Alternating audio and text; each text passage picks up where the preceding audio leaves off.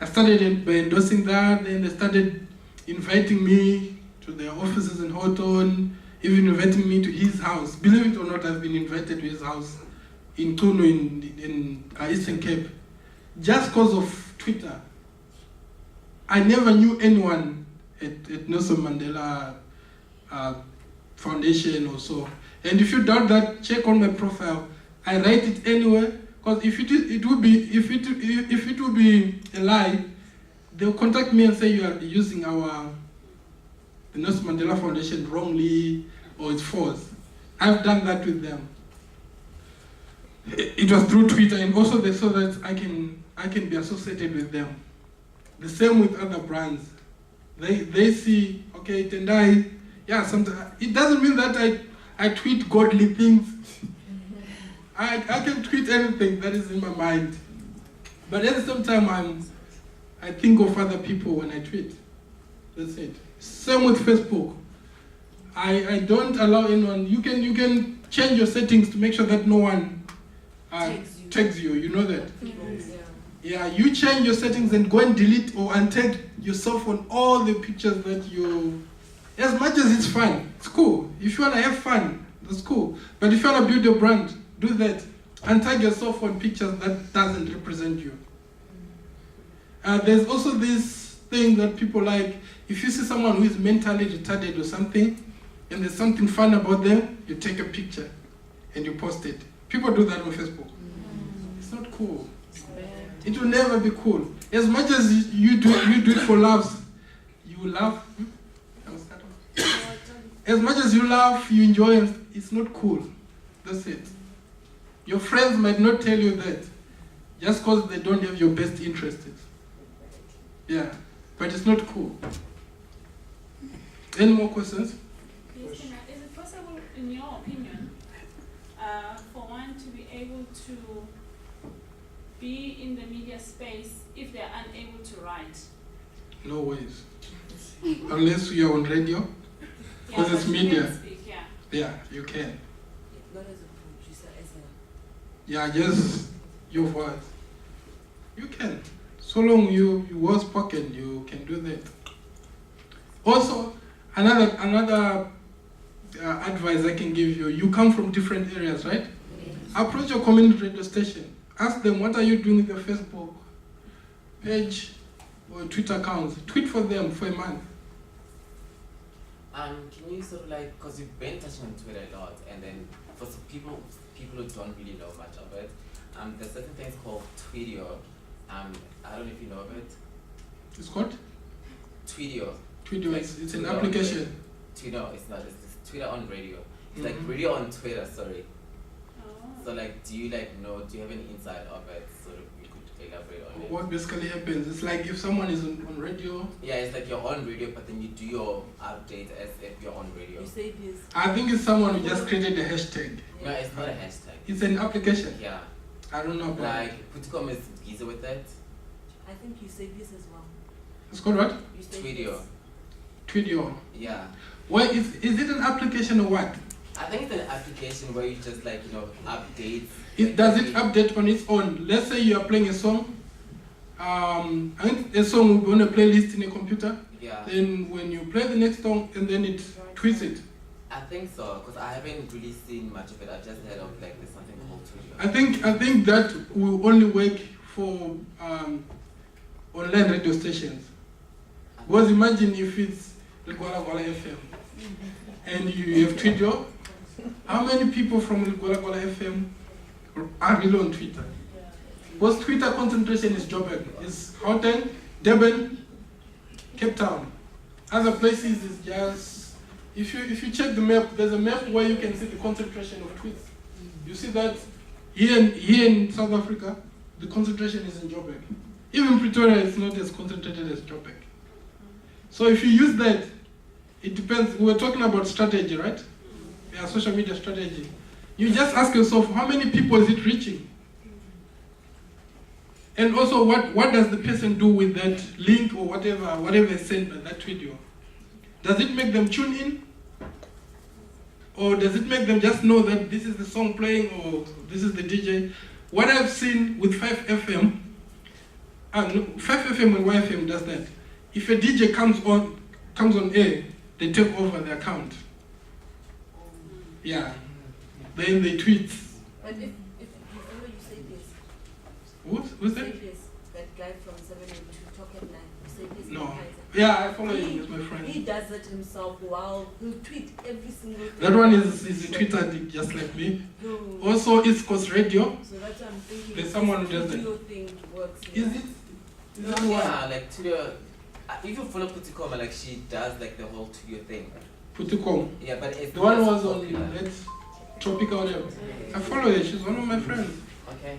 Basically, what I know, what people do, the DJs that are more, that are on Twitter, that engage with people, what they do is like, before they even go on their show, they can say, today we're going to be talking about this and this.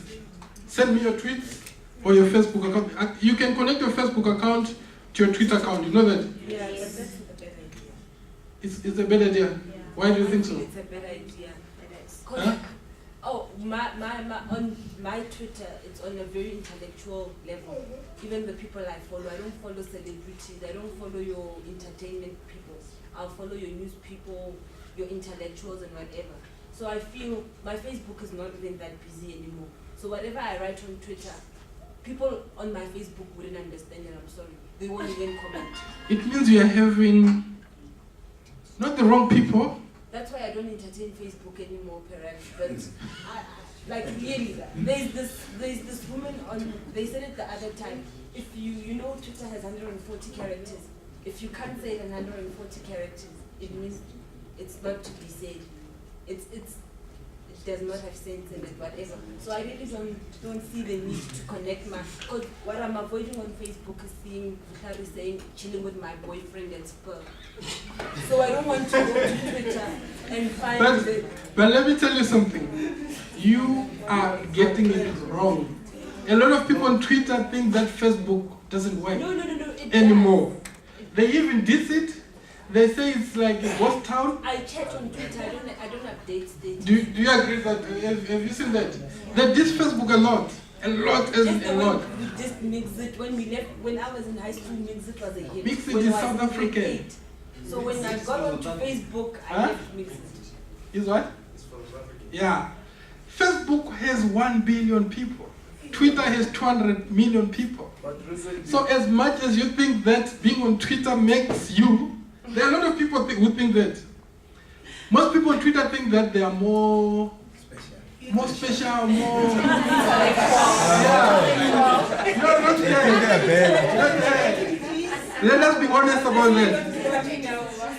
What people don't know is that Facebook is the mother of all social networks.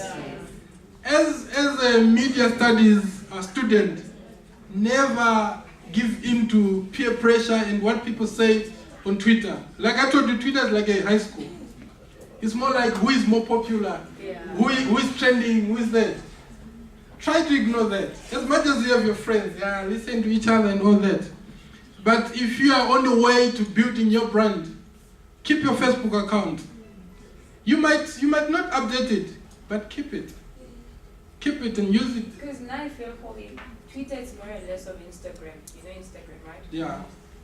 It's People like tweeting food. Exactly. Like 90% of the pictures, food. You agree with that?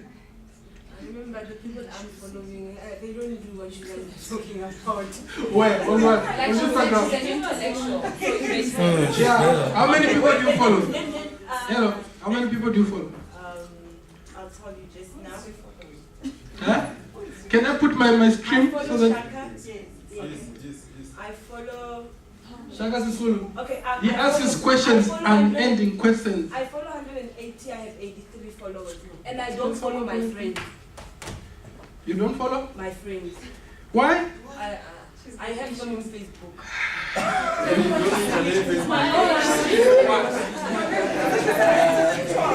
have places to follow me.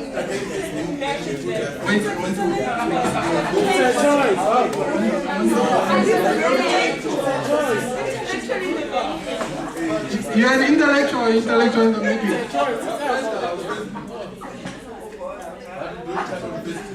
You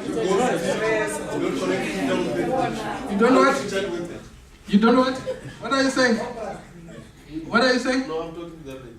Yeah, but still you can ask here so that everyone else. I don't blame you sometimes because chatting with friends, all what they're going to talk about, he may say soccer, what we saw on TV, chips beat. But you are a human being. You are a human being. Take choice, let's go.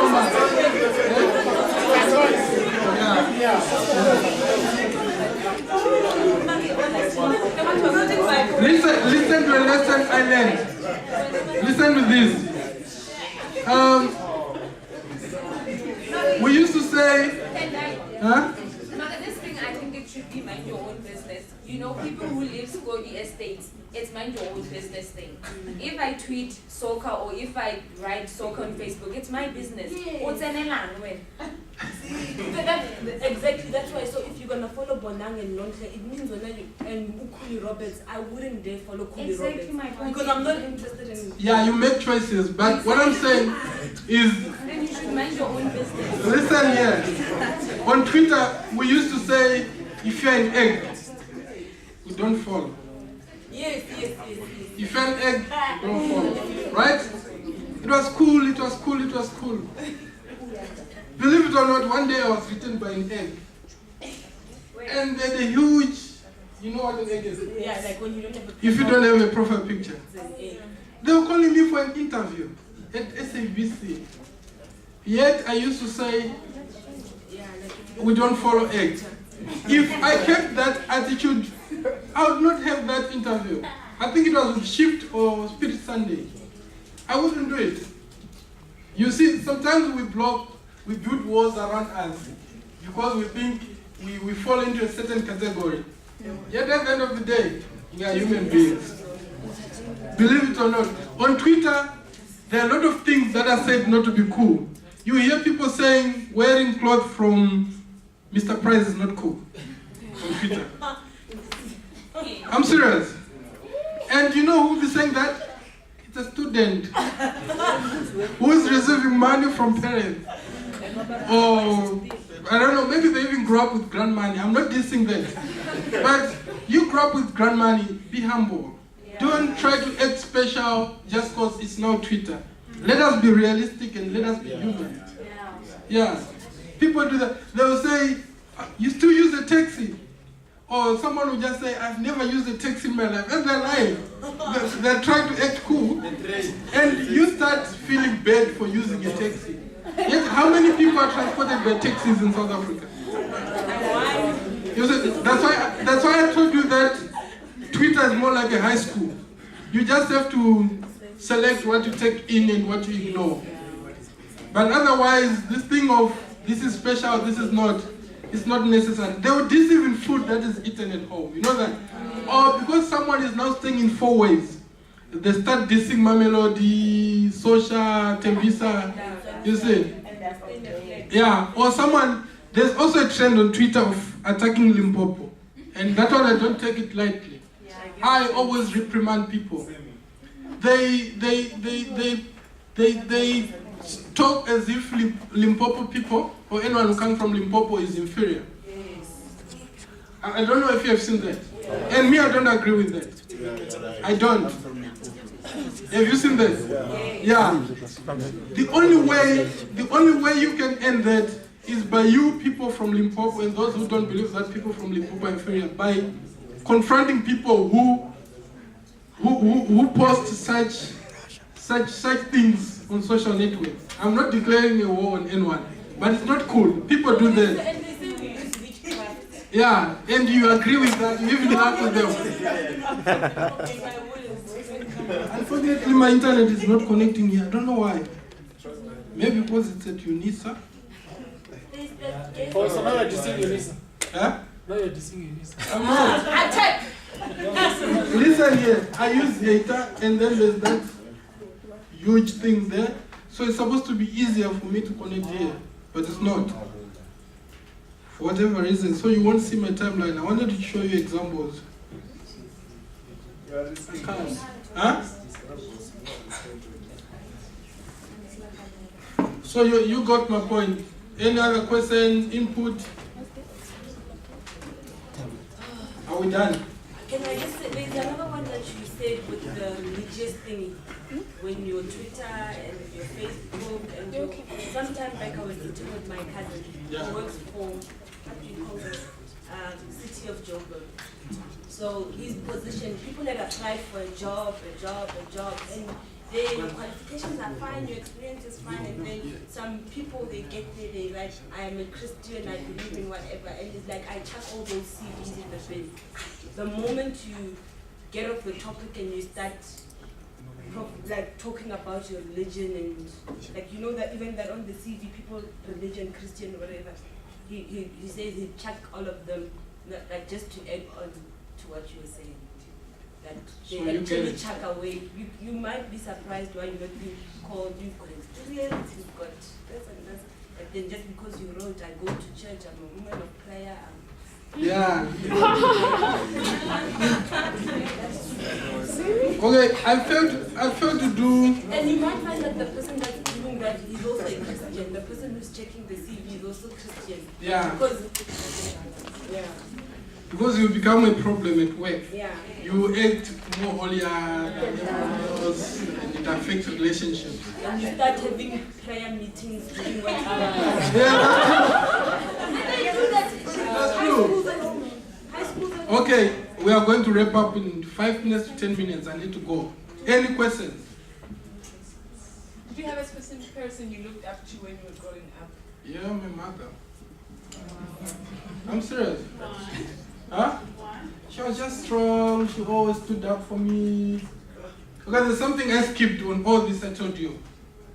The hardest thing to believe, but it's true. When I was 10, I was a street kid. You know street kid? Yeah, I was there, like staying in the streets and was it. So do you think because of that personal experience, that's why you have so much compassion for street kids? Yeah, I think so. And also, not only compassion for street kids, but like for just the human species. How long were you on the streets? Huh? I was there with my brother for about 4.5 years. 3.5 to 4.5 Were you years. schooling at the time? No school. And believe me or not, when I was in the streets, but before the streets, I was down. I couldn't read and write. I couldn't finish a paragraph. But then when I left the streets, when I went back to school, I was the most well-spoken kid at school. Like everyone wanted to hear me speaking English. Believe it or not, but then that's what happened. I don't know how it happened. I could read well, and my performance was, even at home, people used to, I have brothers. I come from a family of 10 kids. Yeah, I'm the 5th. My brothers used to say, there must be a mistake somewhere at school. And by the way, when I went back to school, I looked for the place on my own. Because I told my parents, like, okay, things were not going well at home. They were bad. And then me and my brother ended up in the streets. But then the others who were older, a little bit older, could hustle and all that. And so when I told my parents, I need to go back to school, they told me, hey, we gave you a chance. So we're done with you. I went alone to look for the place, and the headmaster gave me the place. In Zim, they call the principal the headmaster, right? I was in Chegutu, Chegutu. So when I went back to school, I became this kid who's well-spoken, everyone admires me. Believe it or not, a lot of kids thought I come from a very rich family. Just because at school I'll be so confident, I'm everywhere. Then when I went to my high school, that's Form 1, grade 8, I got adopted. I like foster parents. So at least with my foster parents, I got most things I never had. Not like it was that they were rich, but then I could watch TV at home. Now we have a fridge at home. I have my own room and all that. So it also helped build my confidence. And I was a prefect. Of course, it's nothing to other people, but for me, I really appreciated that okay, these people are seeing a lead in me. And I could tell a friend, like, because I changed places. I came from town and then I went to the rural areas. So it was like a new life. Then I would tell them, do you know, I used to be a street kid, and then they say, you're joking. And then I say, yeah, I'm joking. Because they wouldn't believe it. Then my Form 2, that's grade 9, and my Form 1, I had like, I swept all the prizes. I was only failing one subject that was shown on my mother's tongue, my mother's language. So even at school, everyone would be talking about me. There's a new kid who does well and stuff. And I wasn't told like I am now. I was like this small kid. But the way I went into the streets when I was 10, I was too young, vulnerable, get beaten there. A lot of things happened. I know the streets like in and out. Like here in Pretoria, it's the same thing. I know how those boys, how they live, what they go through and all that. So I understand them as an insider than an outsider. So I don't usually judge them, you see. So from prefect, I even became a head boy at my school. Meaning I could control the whole school, even conduct. For me, I appreciated that. It wasn't about being a head boy, it was about me being a leader. And then you heard me saying I didn't go to varsity. I don't have a varsity, whatever. When I passed my O-level, I failed to get a scholarship. Yet, yeah. Not like there was no scholarship, but someone just felt like I didn't deserve it.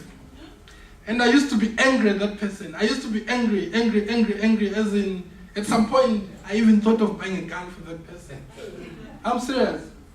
Because after that, I became depressed. I even considered suicide, like, okay, fine. From the streets, I've worked hard up to here. I thought I would proceed with my life. Did you get a merit? Huh? Did you get a merit at Form 5? What is the merit? As in an A? Yeah. Yeah? So how come you couldn't get? Listen. Okay. There was this guy, my headmaster. He hated me to the extent of telling me that I hate you. How can you tell a student that you hate? You know, it's someone I look up to, is like my parent, and you call me to tell me that I hate you. So it hurt me just getting that. So I became suicidal. I would tell my mother, like, you know what, I no longer want to live, So for me to change that, I would always write down whatever I was feeling. This has nothing to do with social media now. Yeah. But my mother would always tell me like, no, things will be fine, don't do that. And whenever I would try to do that, I'll think about my mother first. Like, no, I can't leave my mother. Then I started doing hip hop. I would write songs, but then they would have hidden messages. And no one would understand what I'm saying. But then I'll be talking about suicide and what I'm going through. And I even recorded a CD, put it on radio. Believe it or not, I did that. But all that helped me to get an understanding on how the media works. But at the same time, I was just extending what I learned in the streets. You know, I would do things on my own.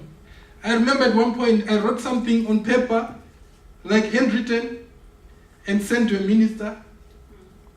And that minister called me for a meeting. That was my first intimidating meeting. Imagine, I'm still a student, I'm meeting a minister, we have this huge office, he has his bodyguards. Yeah, I went there confidently, met him, talked business, he gave me 500,000, but not rent. Let's say in rent it can be maybe 30,000. Just for writing something, I wrote him a song on a like using my normal pad. And he gave me that money, and then I used that money to record and stuff. But it wasn't about recording, it was about diverting my attention from that thing. I'm done. I'm sorry, I have to cut off this. Thank you. Thank you, guys. All of us, thank you for taking your time, and we really appreciate it. Hey, Brian.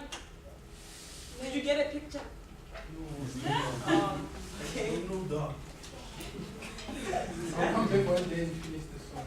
Yeah. You know what happened? Let me start over. Thank you very much.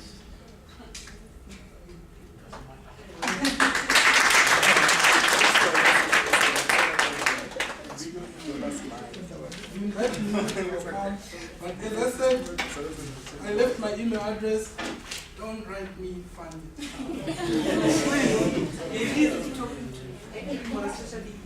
I've received some funny emails from students.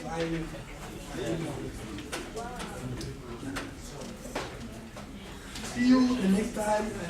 Thank you very much.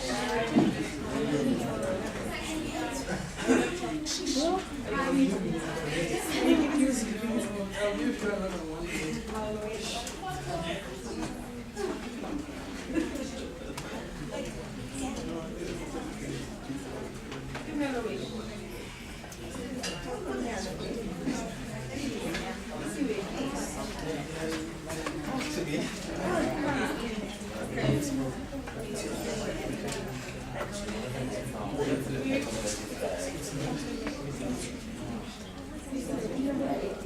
Okay guys, can we please settle down? Our next speaker is about to start.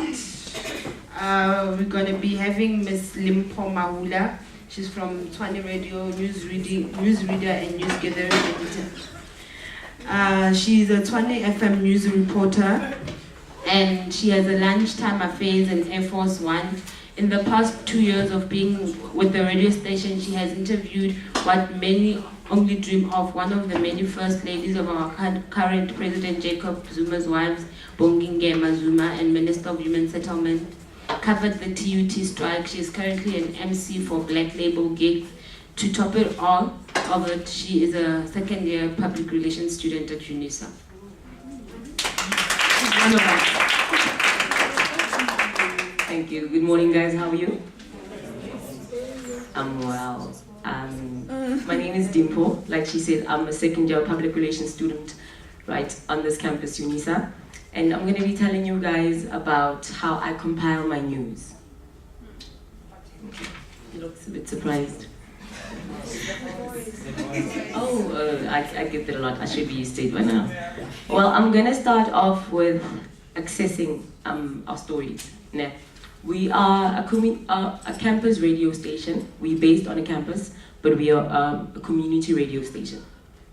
So we come across challenges in terms of getting a hold of stories around campus because of the system that we're using at our radio station is not as good as other radio stations. You know, because we are a campus radio station, we work with donations from the mics that we have to everything that we have in that studio. We produce our own shows.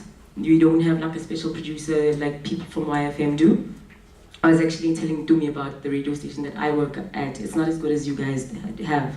We've got speakers, like right now, you guys could have been hearing what's happening at the radio station, even though we're presenting this side, unless we go and make a request beforehand and tell the station manager that we are going to be having an event, so we're going to ask them to switch off our speakers.